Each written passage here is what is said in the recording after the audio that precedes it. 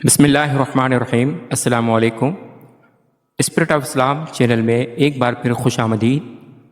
عزیز طلبہ، گزشتہ کلاس میں ہم نے سندھ بورڈ کی 12ویں جماعت کی گلزار اردو کتاب کے سبق نمبر 1 سیرت محمدی کی جامعیت کی بلند خوانی اور اس کے مفہوم کو تفصیل سے سمجھا تھا۔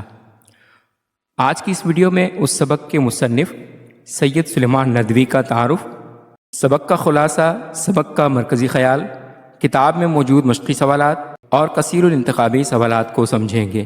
اگر آپ نے پچھلی ویڈیو نہیں دیکھی تو اس ویڈیو کا لنک آپ کو ڈسکرپشن میں مل جائے گا۔ آپ وہ ویڈیو پہلے دیکھ لیں گے تو آپ کو مشقی سوالات کو سمجھنے میں آسانی ہو جائے گی۔ اس سے پہلے کہ سبق کا آغاز کریں، اگر آپ نے اب تک ہمارا channel spirit of Islam subscribe نہیں کیا تو چینل کو سبسکرائب کر لیجئے اور ساتھ لگے بیل آئیکن کو بھی دبا لیجئے تاکہ آپ کو آئندہ بھی اس طرح کی ویڈیوز کا نوٹیفیکیشن ملتا رہے۔ سب سے پہلے چلتے ہیں مصنف کے تعارف کی طرف۔ سبق سیرت محمدی کی جامعیت کے مصنف سید سلیمان ندوی 2 نومبر 1884 عیسوی کو دیسنا ضلع بہار میں پیدا ہوئے، جو کہ انڈیا کا شہر ہے۔ ایک علمی خاندان کے چشم و چراغ تھے۔ والد سید ابو الحسن، بڑے بھائی سید ابو حبیب تھے۔ آپ نے گاؤں کے مکتب سے یعنی مدرسے سے کسب فیض کیا یعنی علم حاصل کیا۔ اس کے بعد لکھنؤ جا کر ندوۃ العلماء سے اکتساب فیض کیا۔ یہاں انہیں علامہ شبلی نعمانی کی شاگردی کا شرف بھی حاصل ہوا۔ شبلی نعمانی نے ان کی صلاحیت کا اندازہ لگایا اور ان کو مدرسہ ندوۃ العلماء سے نکلنے والے رسالے المندوح کا نائب مدیر مقرر کر دیا۔ بعد میں درس و تدریس کرنے لگے۔ 1908 عیسوی میں تعلیم سے فراغت کے بعد ندوۃ العلماء میں ہی عربی کے استاد مقرر ہوئے۔ سید سلیمان ندوی اردو، عربی اور فارسی کے نامور ادیب، محقق یعنی ریسرچر، مورخ یعنی تاریخ دان، صحافی اور شاعر تھے۔ سید سلیمان ندوی مولانا شبلی نعمانی کے شاگرد رشید تھے، یعنی ان کے خاص شاگرد تھے۔ شبلی نعمانی کی وفات کے بعد سلیمان ندوی نے ہی سیرت النبی کی بقیہ جلدیں مکمل کیں، جس میں انہوں نے ایسا انداز تحریر اختیار کیا کہ جس سے محسوس ہی نہیں ہوتا کہ سیرت مبارکہ کی یہ مستند ترین کتاب یعنی اتھینٹک بک 2 مختلف مصنفین کی کاوش ہے۔ جس طرح سے اسکرین پر آپ کو نظر آ رہا ہے، سید سلیمان ندوی کی مشہور تصانیف میں سیرت النبی صلی اللہ علیہ وآلہ وسلم، جس طرح کہ میں آپ کو بتایا کہ سیرت النبی علامہ شبلی نعمانی اور سید سلیمان ندوی دونوں مصنفین نے مل کر لکھی تھی، یعنی علامہ شبلی نعمانی کے انتقال کے بعد اس کی بقیہ جلدیں سید سلیمان ندوی نے مکمل کیں۔ دوسری کتاب تاریخ ارض القرآن، خطبات مدارس، سیرت عائشہ، عربوں کی جہاز رانی، خیام، نقوش سلیمانی، مقالات سلیمان، ارمغان سلیمان، حیات شبلی، رحمت عالم، خلافت عثمانیہ، سیر افغانستان، یاد رفتگان ان کی مشہور تصانیف میں شامل ہیں۔ عزیز طلبہ، اس کے بعد چلتے ہیں اس سبق کے خلاصے کی طرف۔ دنیا میں جتنے بھی رسول اور نبی تشریف لائے ہیں، ہم ان سب کو سچا مانتے ہیں اور ان پر سچے دل سے ایمان لاتے ہیں، اور ایسا کرنا ہمارے فریضہ اور عقیدہ میں داخل ہے۔ مگر اس ایمانی اشتراک کے باوجود بھی ان میں سے ہر ایک میں کچھ ایسی نمایاں خصوصیات اور کچھ جداگانہ کمالات و فضائل ہیں جن کو تسلیم کیے بغیر ہرگز کوئی چارہ نہیں۔ مثلاً حضرت صلی اللہ علیہ وآلہ وسلم سے پہلے جتنے انبیاء اور رسول علیہ السلام تشریف لائے ہیں، ان سب کی دعوت کسی خاص خاندان اور کسی خاص قوم سے مخصوص رہی۔ یہی وجہ تھی کہ ان پیغمبروں میں سے کسی ایک نے بھی اپنی قوم سے باہر نظر نہیں ڈالی۔ لیکن جب رحمت خداوندی کی وہ عالمگیر گھٹا جو فاران کی چوٹیوں سے اٹھی تھی اور قیامت تک کی پوری نسل انسانی کے لیے رحمت للعالمین بن کر نمودار ہوئی، حضرت محمد مصطفیٰ صلی اللہ علیہ وآلہ وسلم کی آمد نے سرزمین عرب کو ایسا اعزاز بخشا جو کسی اور سرزمین کو نصیب نہ ہوا۔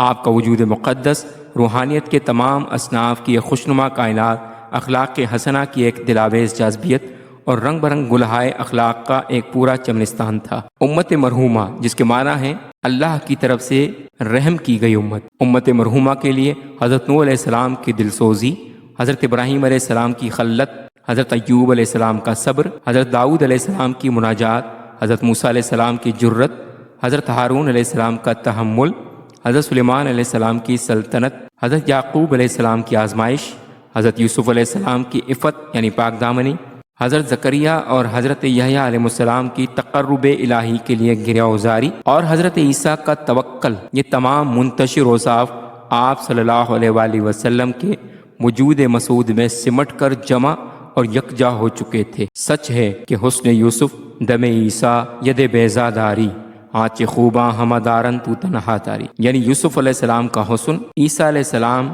کے دم کے معجزات اور موسیٰ علیہ السلام کا چمکتا ہوا مبارک ہاتھ، وہ تمام کے تمام معجزات اور تمام کی تمام خوبیاں آپ صلی اللہ علیہ وآلہ وسلم کی تنہا ذات میں رکھ دی گئی ہیں۔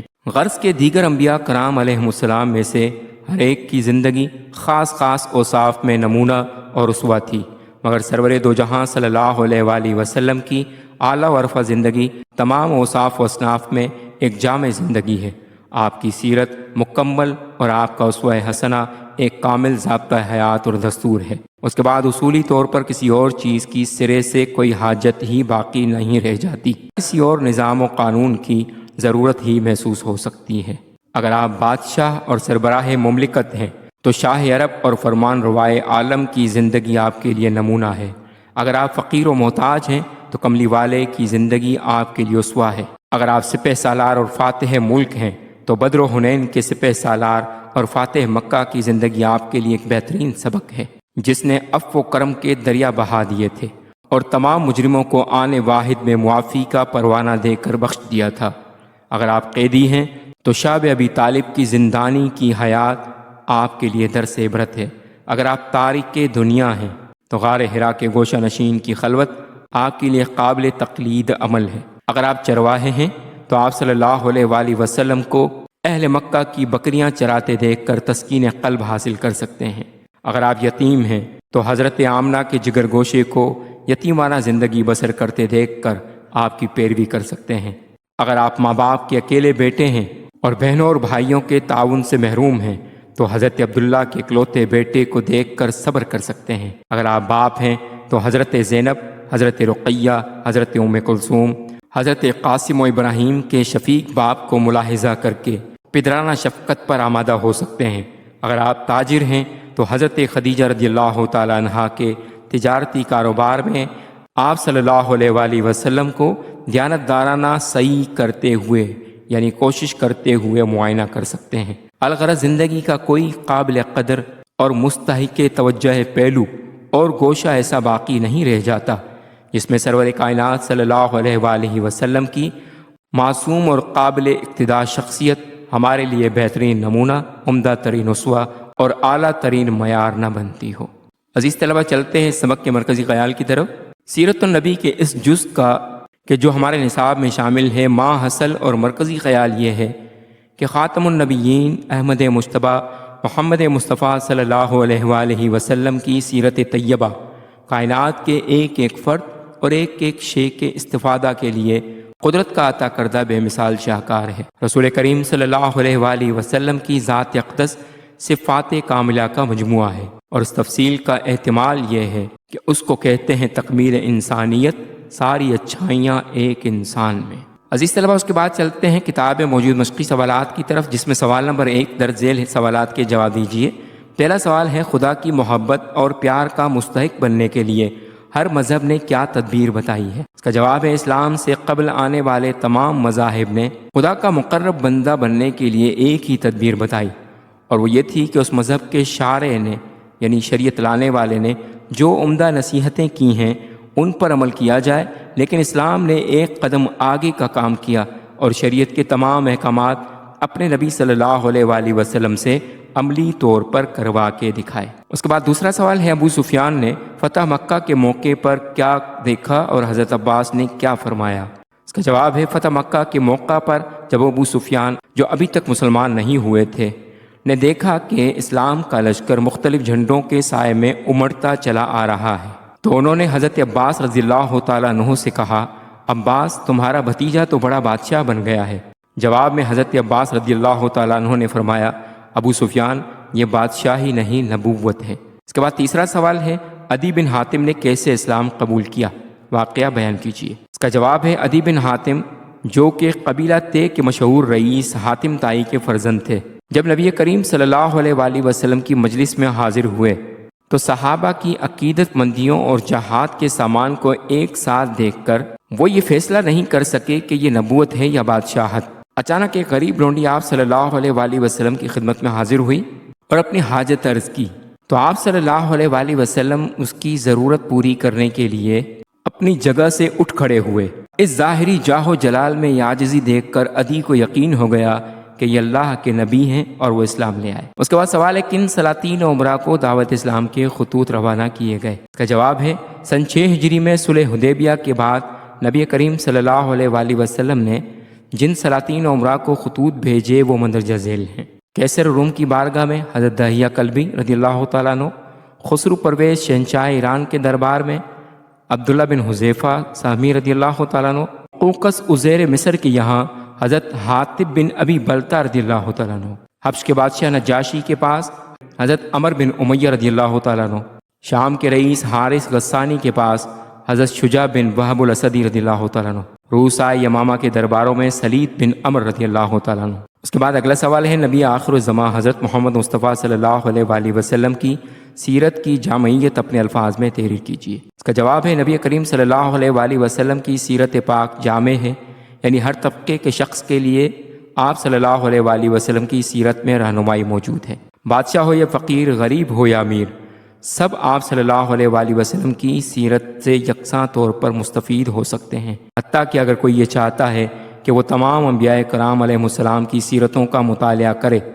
تو اسے باری باری سب کو پڑھنے کی ضرورت نہیں، بس ایک نبی کریم صلی اللہ علیہ وآلہ وسلم کی سیرت کا مطالعہ کر لینے سے وہ تمام انبیاء کرام کی سیرتوں کو جان جائے گا، اس لیے کہ پچھلے تمام انبیاء کی سیرتوں کی خوبیاں اللہ تعالی نے نبی کریم صلی اللہ علیہ وآلہ وسلم کی سیرت میں جمع فرما دی ہیں۔ چاہے ایوب علیہ السلام کا صبر ہو یا ابراہیم علیہ السلام کا جلال، موسیٰ علیہ السلام کا کلام ہو یا یوسف علیہ السلام کا جمال، سب آپ صلی اللہ علیہ وآلہ وسلم کی سیرت میں موجود ہے۔ عزیز طلبہ، اس کے بعد چلتے ہیں کتاب میں موجود کثیر الانتخابی سوالات کی طرف۔ سوال ہے درست جواب پر ٹک کا نشان لگائیے۔ کثیر الانتخابی سوالات MCQs کو کہا جاتا ہے، جس کے جواب میں 4 آپشن دیے جاتے ہیں اور درست آپشن کا چناؤ کر کے اس پر ٹک لگایا جاتا ہے۔ پہلا سوال ہے سنت کے لغوی معنی ہے۔ آپشن الف راستہ، آپشن بے پیروی، آپشن جیم نشانی، آپشن دال ہدایت۔ اس کا درست جواب ہے آپشن الف راستہ۔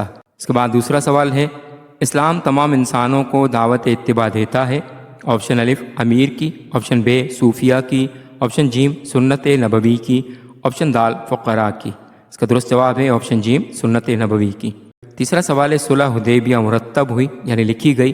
آپشن الف 5 ہجری میں، آپشن بے 6 ہجری میں، آپشن جیم 7 ہجری میں، آپشن دال 8 ہجری میں۔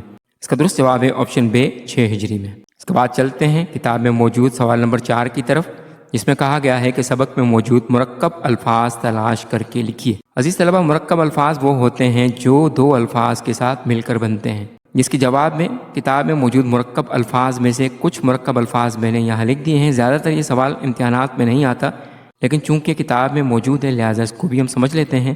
پہلا لفظ ہے بصورت دیگر، اس کے بعد اختلاف عمل، سنت نبوی، پیغمبر اسلام، دعوت اسلام، اذن عام، رئیس جمہور۔ اس کے بعد چلتے ہیں سوال نمبر 5 کی طرف۔ درج ذیل الفاظ کو جملے میں استعمال کیجیے۔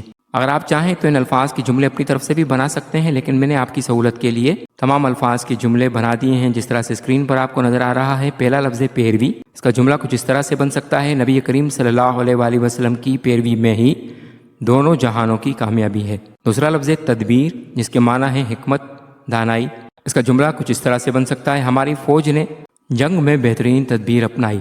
تیسرا لفظ ہے دقت، جس کے معنی ہے مشکلات، اس کا جملہ ہے علم حاصل کرنے کے لیے کسی بھی دقت سے گریز نہیں کرنا چاہیے۔ اس کے بعد لفظ ہے استعداد، جس کے معنی ہے ہمت یا طاقت، اس کا جملہ بنے گا اللہ تعالیٰ کسی پر اس کی استعداد سے زیادہ بوجھ نہیں ڈالتا۔ اس کے بعد لفظ ہے موقوف، اس کا جملہ بنے گا آج کا کام کل پر موقوف نہیں کرنا چاہیے۔ اس کے بعد لفظ شارع، جس کے معنی ہے شریعت لانے والے، اس کا جملہ بنے گا شریعت کو سمجھنے کے لیے شارع اسلام کو سمجھنا ضروری ہے۔ اس کے بعد لفظ جامعیت، اس کا جملہ بنے گا اس سبق میں سیرت محمدی کی جامعیت بیان کی گئی ہے۔ اس کے بعد لفظ اتباع، اس کا جملہ بنے گا اللہ کی محبت کے پانے کے لیے نبی کریم صلی اللہ علیہ وآلہ وسلم کی اتباع ضروری ہے۔ اس کے بعد لفظ خزینہ دار، اس کا جملہ بنے گا مکے کے خزینہ دار نے ہجرت سے پہلے لوگوں کی امانتیں واپس لوٹائیں۔ اس کے بعد لفظ بیرک، اس کے معنی جھنڈا۔ 8 ہجری میں مکہ میں اسلام کی فتح کا بیرک لہرایا گیا۔ عزیز طلبہ، امید ہے کہ آپ کو آج کا لیکچر پسند آیا ہوگا۔ اگر آپ کو لیکچر پسند آیا تو چینل کو سبسکرائب کر لیجئے اور بیل آئیکن کو بھی دبا لیجئے تاکہ آپ کو آئندہ بھی اس طرح کے مزید لیکچرز ملتے رہیں۔ ملتے ہیں اگلے لیکچر میں، تب تک والسلام علیکم ورحمۃ اللہ وبرکاتہ۔